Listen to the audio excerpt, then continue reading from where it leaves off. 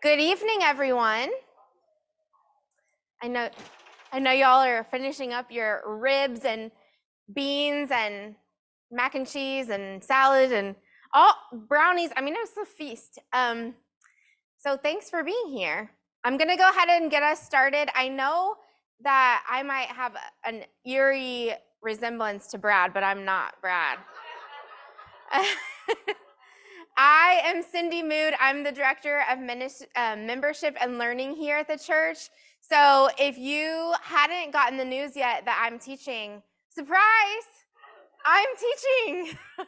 And I'm really glad to be with all of you. So thank you for staying and going through this journey of Mark with me. Let's go ahead and bow our heads in prayer. Gracious God of mercy and compassion, fill this place with your love, with your holiness. Teach us your truths as you would have us to hear them. Let them mold our minds and our hearts to really be your light in the world. We thank you for this food that we've eaten. Please bless it and all of the hands that prepared it. All this we ask in your name. Amen. Okay, so you've been going through Mark, and is this how many weeks is this? Have you? Okay, so not very many. So, but Brad will be back, I promise you. You're not stuck with me, but I am glad to be here. So, just as a reminder, the Gospel of Mark was really meant to be heard, not to be written, or, I mean, it is written, obviously, but the literacy rates were really low, like less than 10% of the population could read. And so all that we're reading now would have been enacted probably over the course of 2 hours, and it all would have been at once. So we would have gotten the entire scene that we're getting, like that we're breaking into pieces all at one time. So that's interesting in and of itself. But what we're going to really hone in on this week is that Jesus is full of compassion. Last week, you were seeing that Jesus is really revealing himself.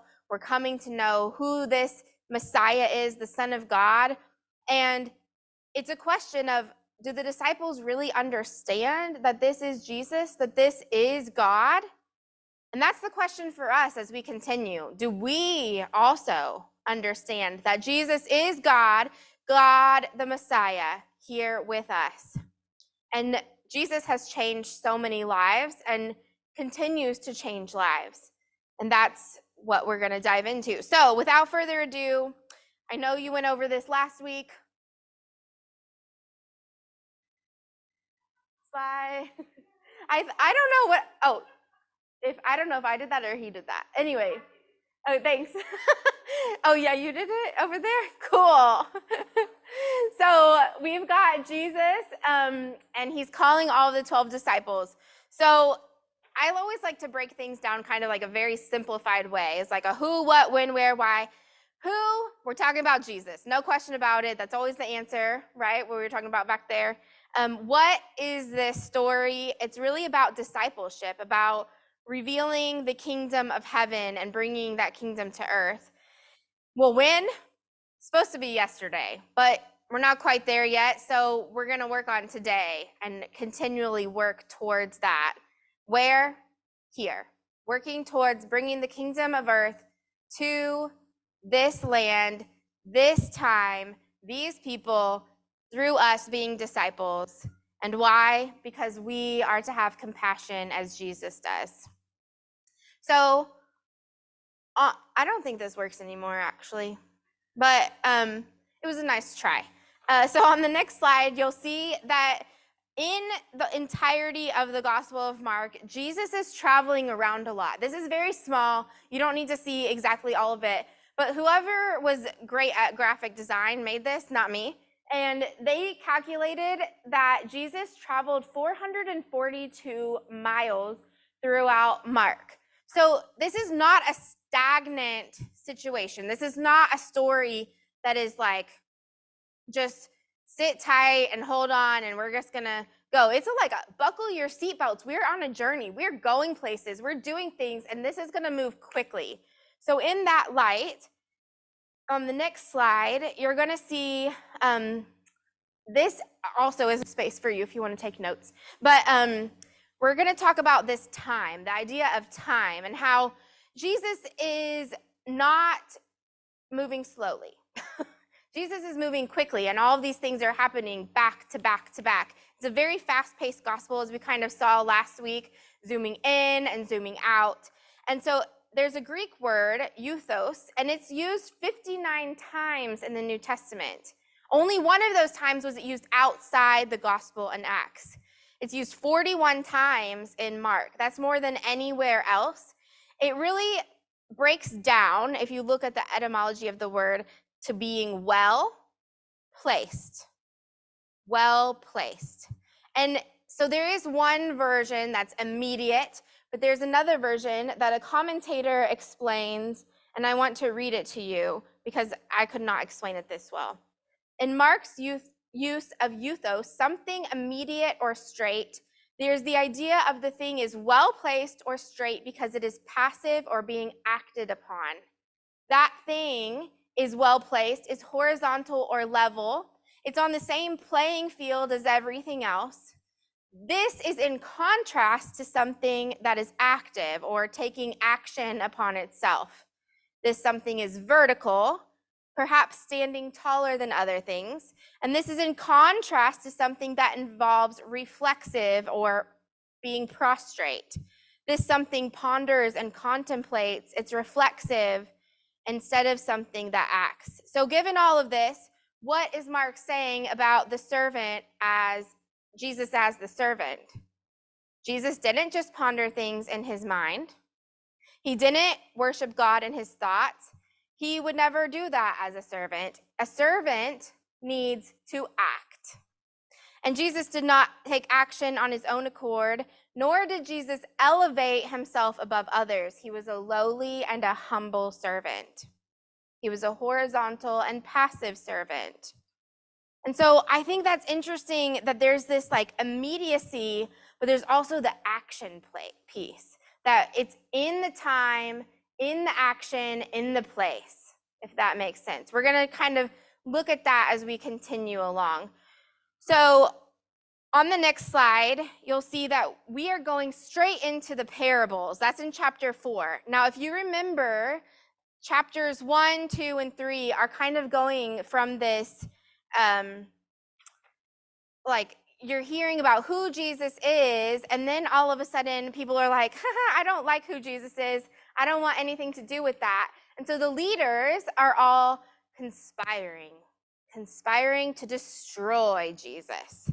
And they are convincing Jesus's friends, Jesus's family, that Jesus has lost his mind and he's gone mad. He's crazy. He needs to be locked up, chained up. He needs to be bound. And so here we are with all of this tension, holding all of this tension that Jesus knows his family wants to come get him and bind him up. And then here we are getting these nice, lovely parables. These parables are actually not all squished together in the other gospels like they are here in Mark, but I think that that's Mark's gospel. It's about the timing. It's about how quickly things change pace. So here, now that we're in the parables, there's also a change of scene. As we mentioned, moving around, Jesus is going and going and going. Jesus is no longer in the synagogue, all proper. Jesus is at the lakeside. This is actually scandalous. It's very, very scandalous because things are supposed to happen in the synagogue. That's where teaching happens. Lakeside, not so much. Also, if you think about a lakeside, there's so many places people could go. In a synagogue, they're kind of stuck in one place. You have a captive audience. Jesus no longer has a captive audience. People, if he doesn't hold their interest, they're going to leave. They're going to go away. So Jesus really needs to hold their interest, and thus the use of parables. So in order to explain this a little differently, John Wesley, we all know, John Wesley, Church of England, had a friend named John Whitefield. Well, John Whitefield was used to preaching, teaching a whole bunch of minors, and he was always doing this in open air, about 20,000 minors at a time.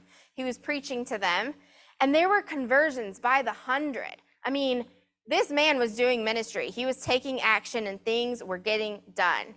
Well, John Wesley is a man who really liked the pulpit, being in church in this space that's more holy feeling, more revered, more of a captive audience, like this is God's place, right? And John sees that his friend George is doing all of these conversions and is like, that's not where we do ministry, dude.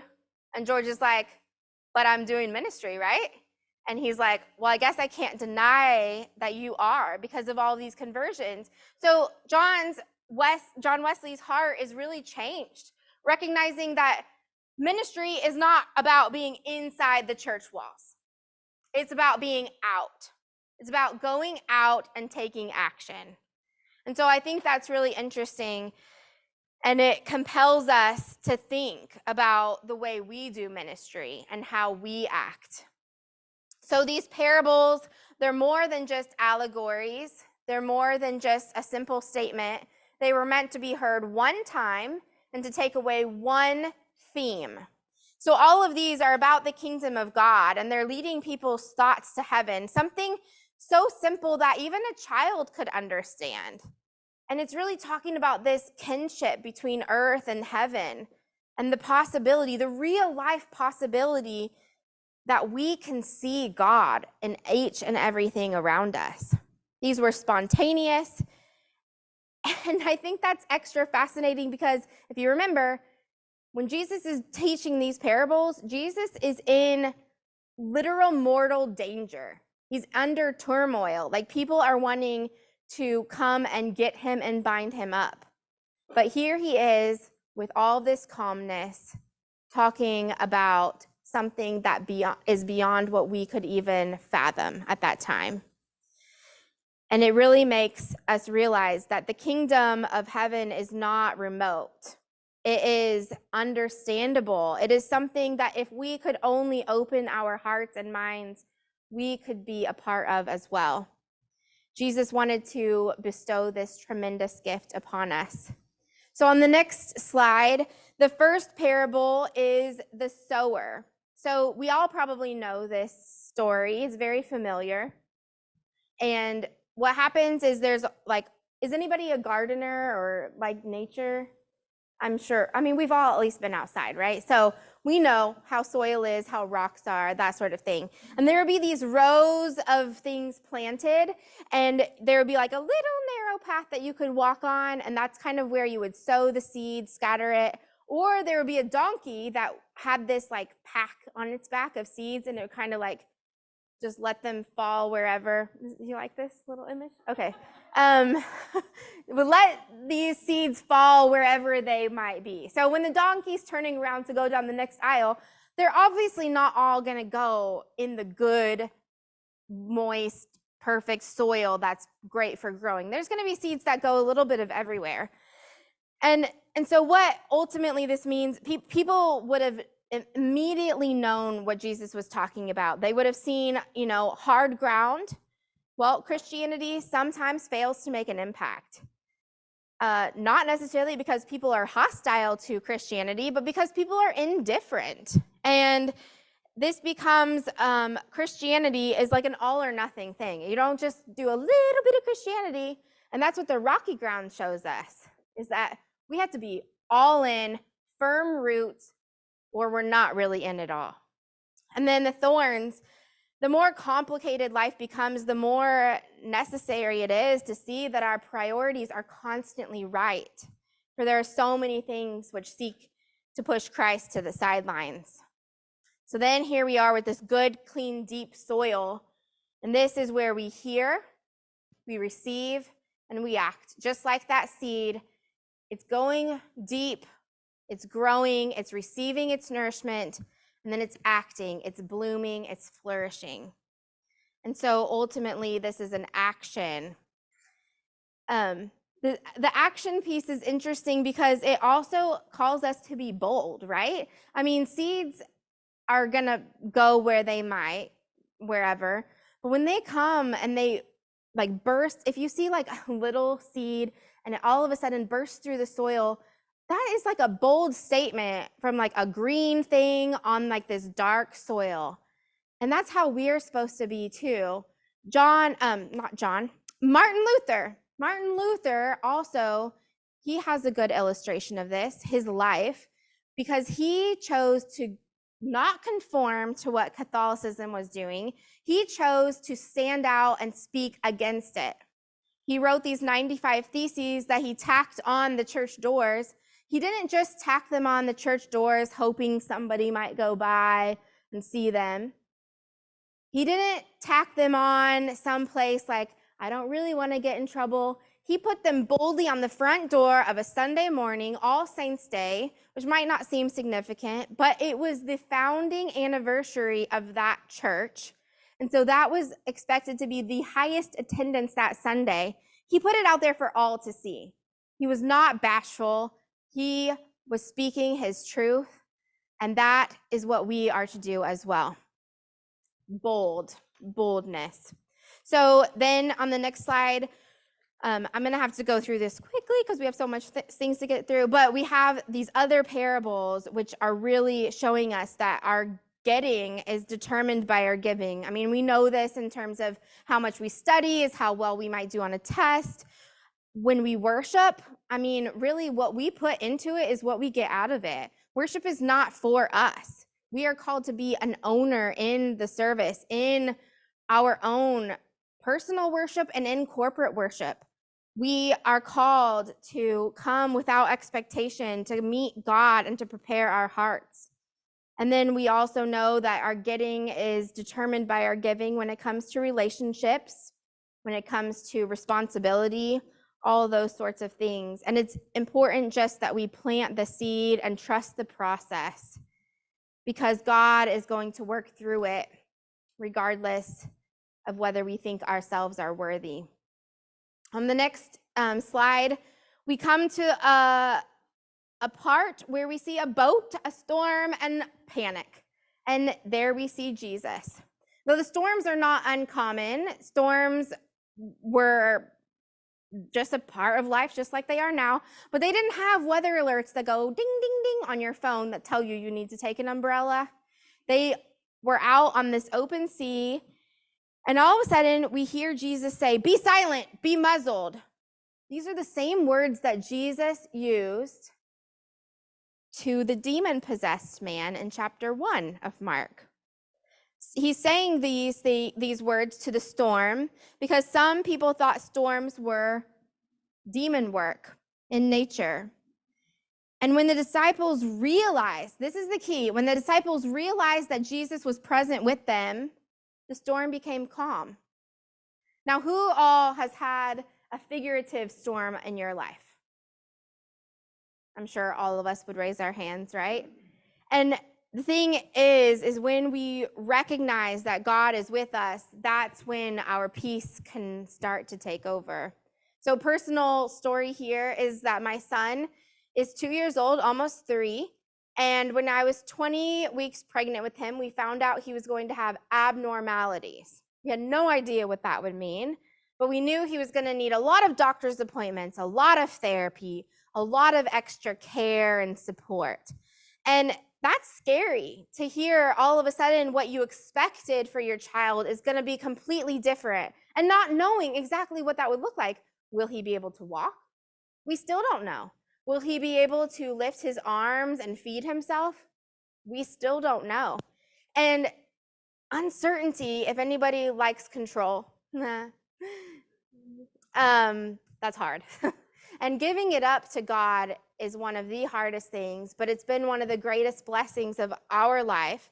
I'm speaking for my husband and I, is that when we went through this sorrow and this uncertainty and this anxiety, when we just, we all have good days and bad days, but on the days mostly more good now, that we recognize that Jesus is going to be with us, that's when we have that peace. and we realize, everything is okay. I think that's what the gospel is showing us there. So in the next slide, we're now moving into Mark 5. Mark 5, all the storm has subsided. They've reached the land on the other side of this lake, and it's eerie. It's very eerie. This is land where there are lots of caves. It's dark, caves, not only caves of dead bodies. This is where people would leave their dead. And all of a sudden, in this eerie space, we have a demon-possessed man. A demon-possessed man wandering on his own, which you should never be alone at night at that time in that space. And he believes himself to be possessed. This is not a good concoction. And so he's coming to Jesus, and Jesus is asking, well, who are you? And he's like, Legion. And people might say, oh, these are legions because we want to destroy all the Roman legions that are occupying us. But really what Jesus sees is himself in this man. Because if you think, everybody has said that Jesus has lost his mind, that he needs to be bound. And all of a sudden we see this demon-possessed man who is figuratively bound by these demons, who has been literally bound by chains and all sorts of things, but they've not been able to hold him. But those legions, whatever it may be, are still holding on tightly. And Jesus sees that this is the fate that he expects himself to be, and that his family even wants him to be bound. And so instead of ignoring this man, he sees himself. He has so much compassion, and he is full of compassion. And I think I just cannot say that enough. Like, Jesus is full of compassion for each and every one of us, regardless of what we're going through, regardless of what is binding us and holding us down. In the next slide, continuing on in Mark, we see these two stories intertwined. There's Jesus walking through a crowd, a very busy crowd. If any of you heard Dr. Morgan's sermon on Sunday, it's like Buc-ee's on a holiday weekend. Yeah, I mean, if you've been there, it's madness. It's chaos. I mean, just complete. Anyway, so he's walking through this crowd, and all of a sudden Jairus comes up and is like, my daughter, you have to come help her. Now, Jairus is a synagogue leader. Jairus is one of the people who want to bind Jesus and destroy him. Jesus says nothing. But Jesus does start walking in that direction, going with this man who wants to destroy him. And then on this hasty direction that we're trying to go, I mean, time is of the utmost essence, right? His daughter is dying. We're delayed because this woman reaches out and touches Jesus. And Jesus is like, who touched me? Like, who touched you? It could have been any of you. I mean, what good is that question, right? Like, but the woman, instead of shying away, because this is a woman who's been unclean for 12 years. She's been isolated for 12 years. She's been without a community for 12 years. And here she comes into a crowd of people. She's not supposed to do that. And she goes to Jesus, not supposed to do that either, touches Jesus. She's literally touching people with her unclean self. And then Jesus asks, who did that? She could have easily just gone the other direction and been like, I got what I needed. I'm healed. I'm gone. She didn't. Her faith stuck her there, and she admitted, it was me. And Jesus says, wow, that's some faith there. Death will not have the last word. There is healing. And then they continue to move on towards this daughter of Jairus, this person who wants to destroy Jesus. And when Jesus gets to the house, then all the people laugh at him because he says this daughter is just sleeping. I mean, Jesus literally laughed at. And he tells her to get up, and she does. She rises to life as a woman. She's restored to health. She is given another chance. Death, again, will not have the last words. God's love is stronger than death. Jesus went into that house and gave this man his daughter back and gave that girl her life back. Now, this is significant too. The story, there's two women here at play.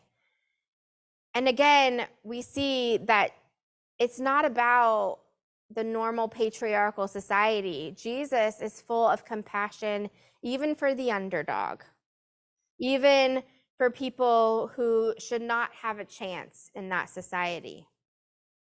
God shows up. And that God can use each and every one of us. Because in his presence, the church is born, people are transformed, and disciples are trained. The next slide, Jesus goes to his hometown. You would think this would be the place where Jesus is the most homecoming, it's exciting. But no, he doesn't get any sort of exciting welcome. This shows us just how difficult it is to hear the gospel. It's difficult not only for the people of that time, it's difficult also for us as hearers of it to really comprehend who this Jesus was and what we're supposed to do about it. So we see Jesus had been forgiving sins.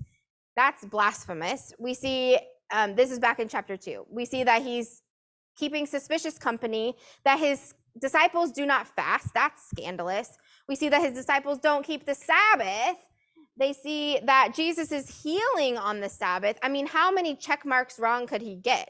And so why would people want to listen to this man who's doing so many things wrong? Well, then his family thinks he's gone out of his mind, and he's laughed at when he says that girl is asleep and not dead.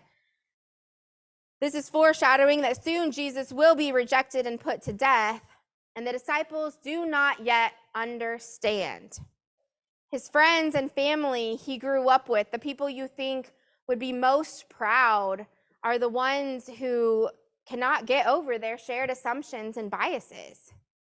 They literally are undercutting Jesus's authority, and that hostility does not allow him to heal as many people as you might think.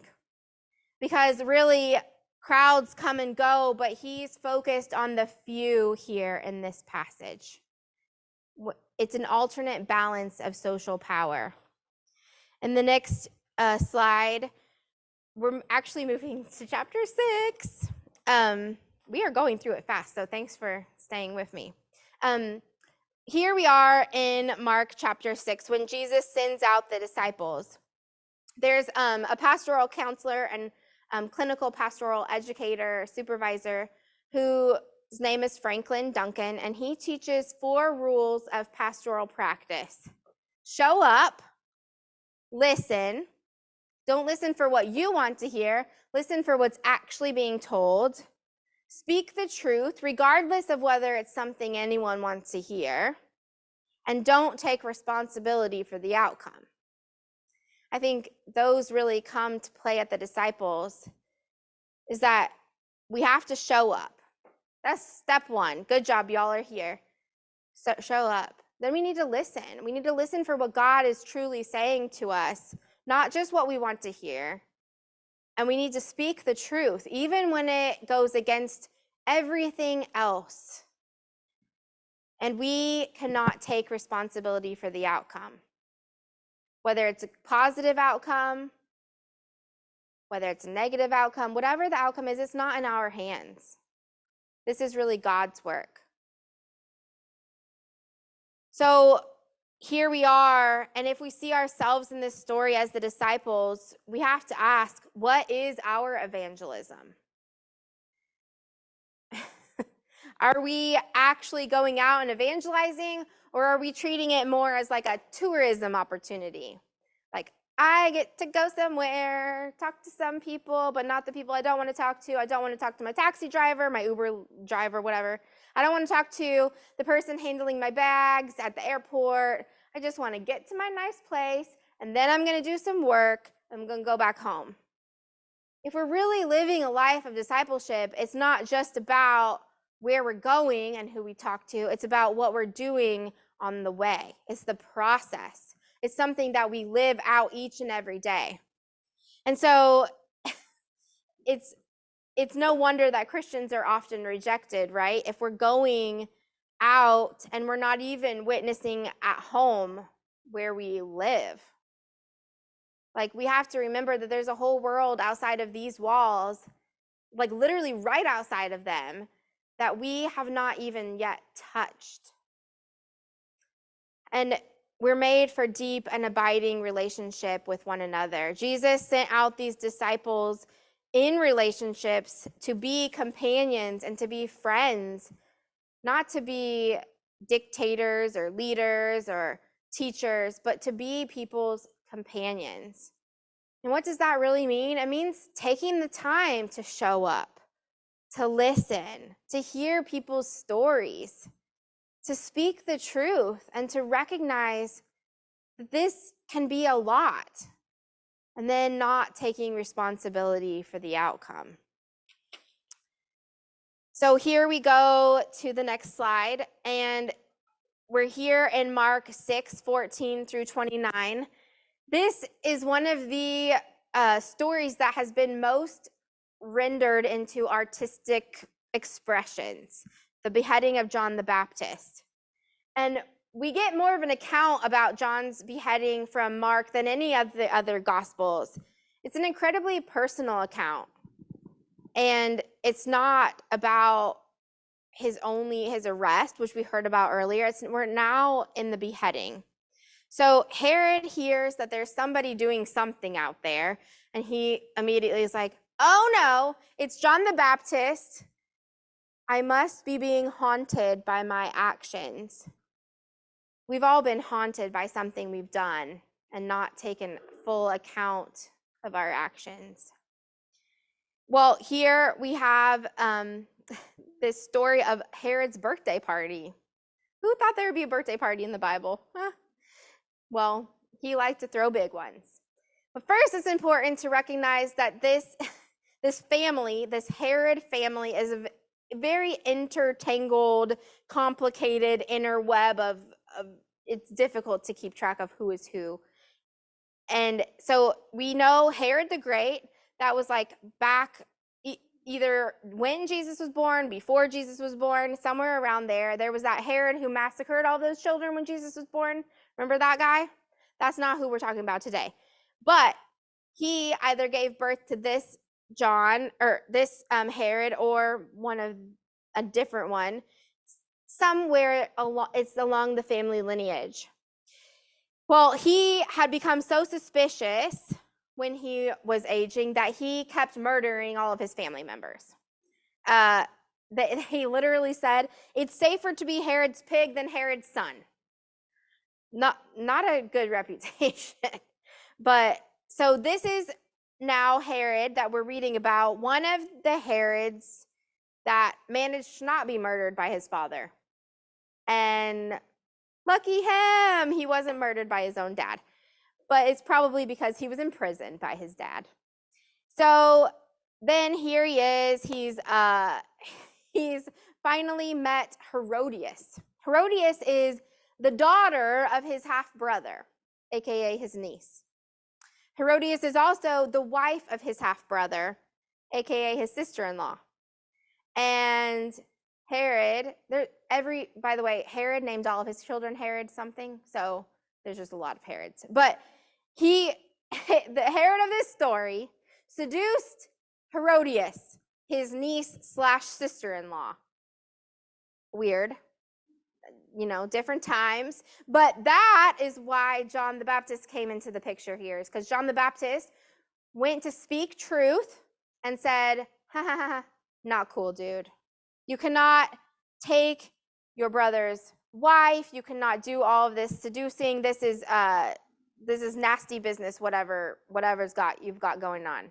And so Herodias, I don't know why she had more feelings about it than Herod himself, but she hated John the Baptist because he kept saying all of these things about her relationship. I mean, how dare he talk about how she shouldn't have married this man?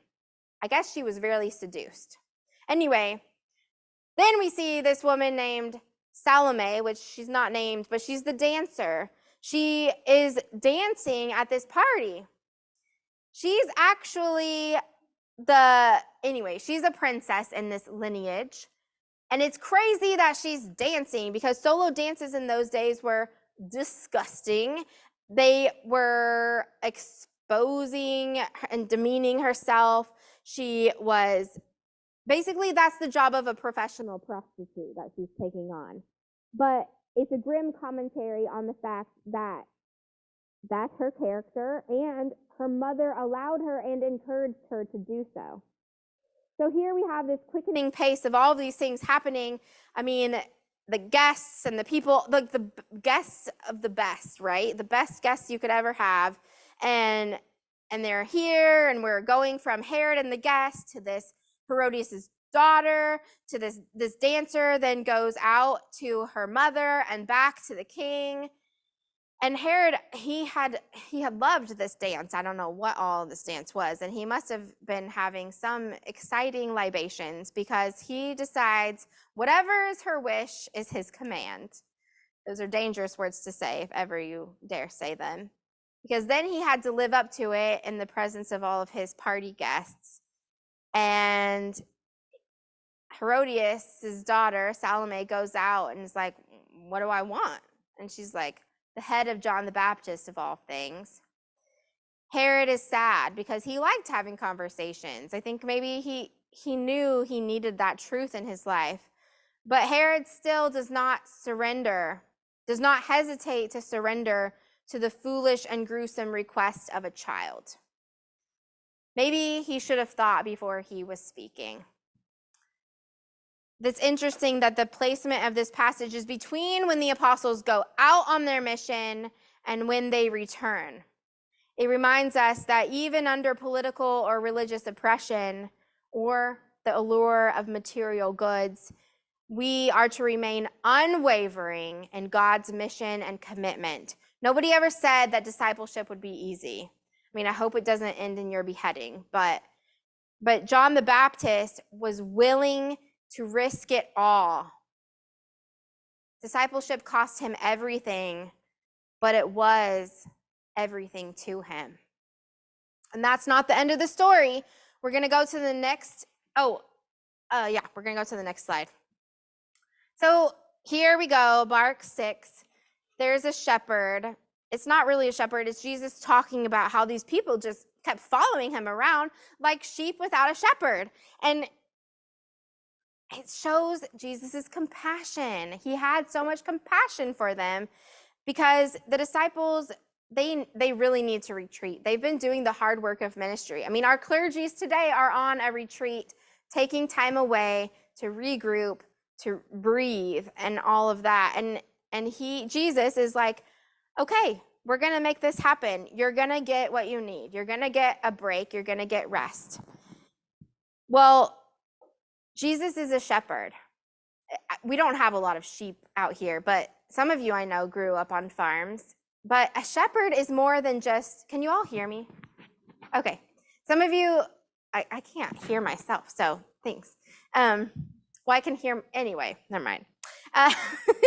Shepherds are more than just leaders or coaches. They're encouragers, they're welcomers, they're hopers. Shepherds are like our friends in actions. They're not just coaching from the sidelines. They guide. They actually like go back to their sheep and check in on them, like listen and help everyone keep up. And shepherds make hard choices, and they explain why they had to make those hard choices. And that's what we see out of Jesus, because then in the next slide, we have all these people again, like they're just out in the middle of nowhere. There's no Buc-ee's nearby, and they need something to eat. I mean, after all, that's what Jesus is trying to do, is get these disciples some revival. And yet all these people are here, and where's the food going to come from? The disciples are like, I don't got enough money for this. Not my problem. Send them away. Let them figure it out on their own. And Jesus is like, no, there are people too. Did you forget that? There's this fear of scarcity, but in God's economy, it's an economy of plenty. And so God, Jesus, says, well, let's see what we've got. And really, when we inventory what God has provided, and we gratefully acknowledge the provision as we see this kind of alluring to the Last Supper, then we generously share it, and there's more than enough.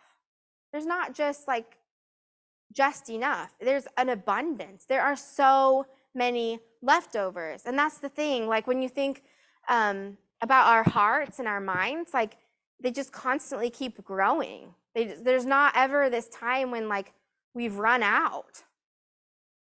I just think that that's really beautiful. So, okay, so keeping on going, and the next slide, there's really another storm. And it happens very quickly, rushing along. Jesus is trying to go pray. He wants to go do his thing.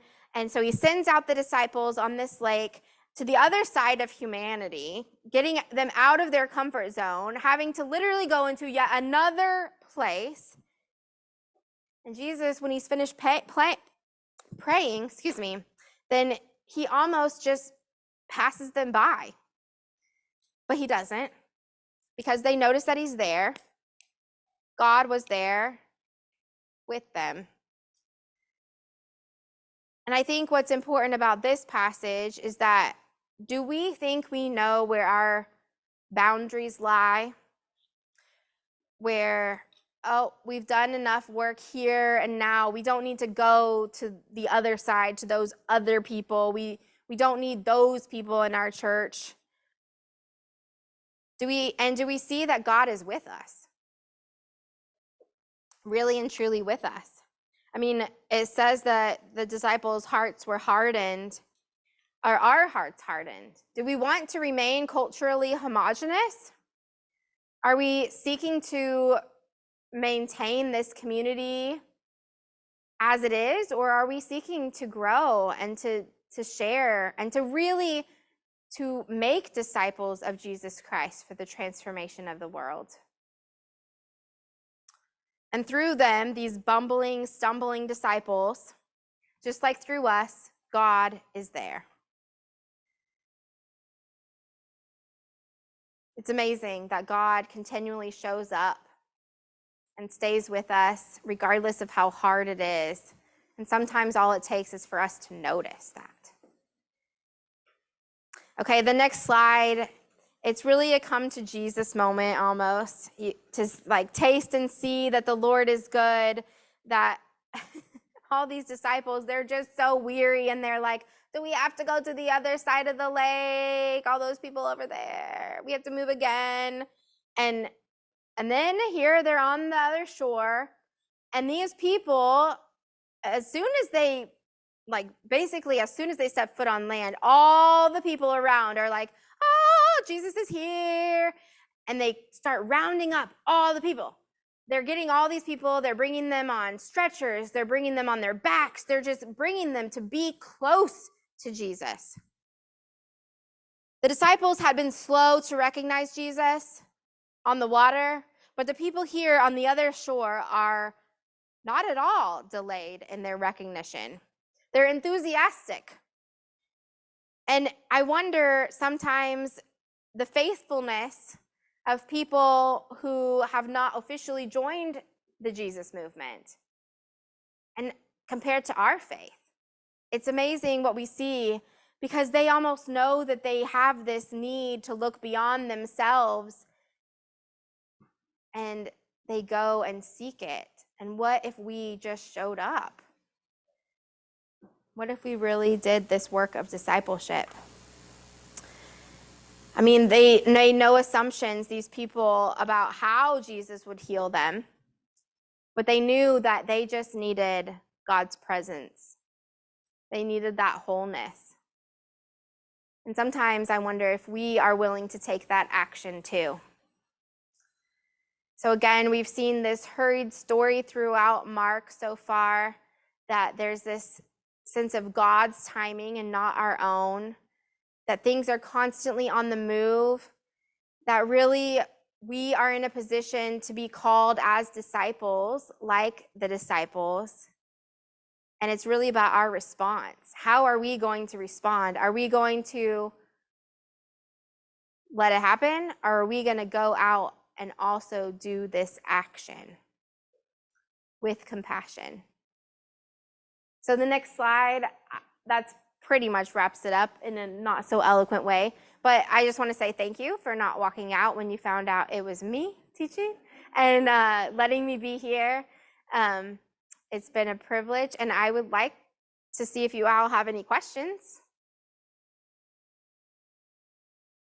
I know, I took us through so fast, rapid fire.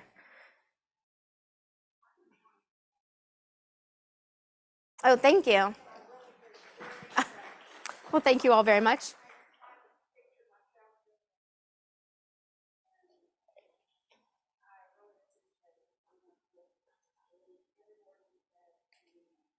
Yes.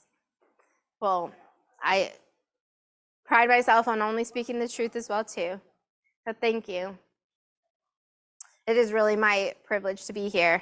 I told DeAndre, maybe it was last week, I had been teaching like the Joy Group and the Stephen Ministers and some other classes, and I said, gosh, I forget how much I love teaching. Like, and DeAndre said, well, we're gonna have to find some more ways for you to teach.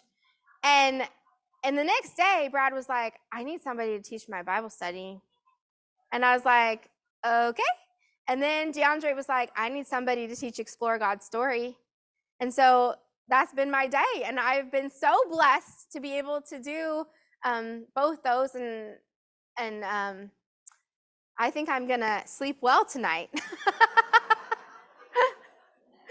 So kudos to all of our clergy who are on a retreat. Yeah.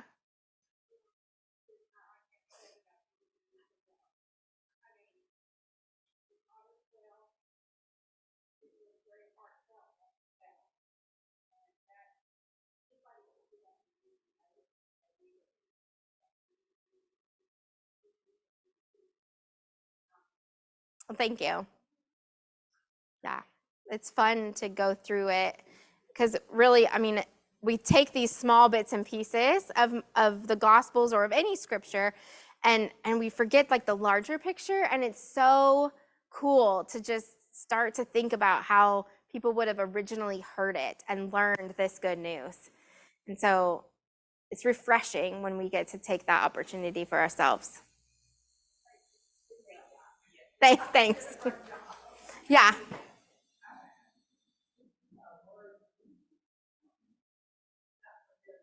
Yeah, so Greek is not my strong suit. But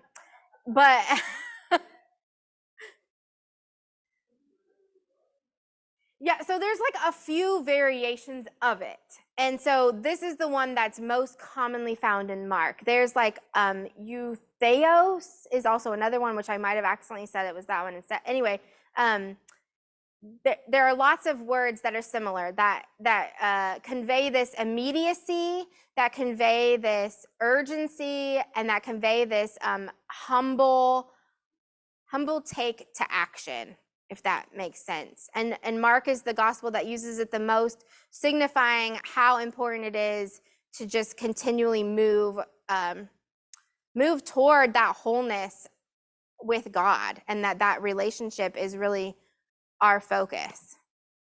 That's my interpretation. I mean, I would suggest any other Greek questions we take to someone who knows. That was my worst subject in seminary, to admit to you. But yeah, I think it is interesting to hear what it originally was. I mean, translations can never be quite adequate, right? Does that answer your question? I mean, that doesn't really, but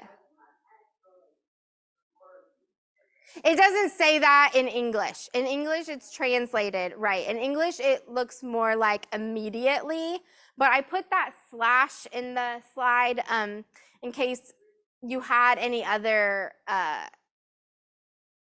of your own translations. Yeah. Yeah. There you go.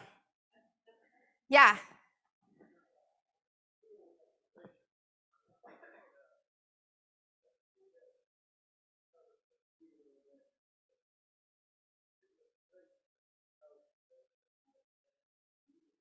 Right.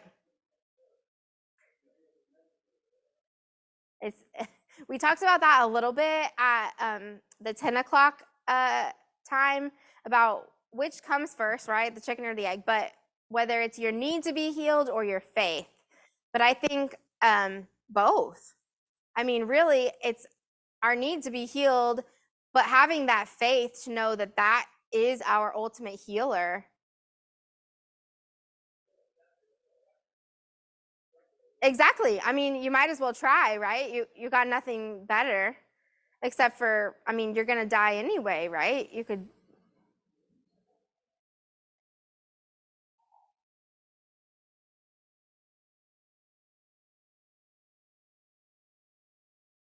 No more questions? Well, I'll stick around if you all have any more. Yeah, thanks. Thank you.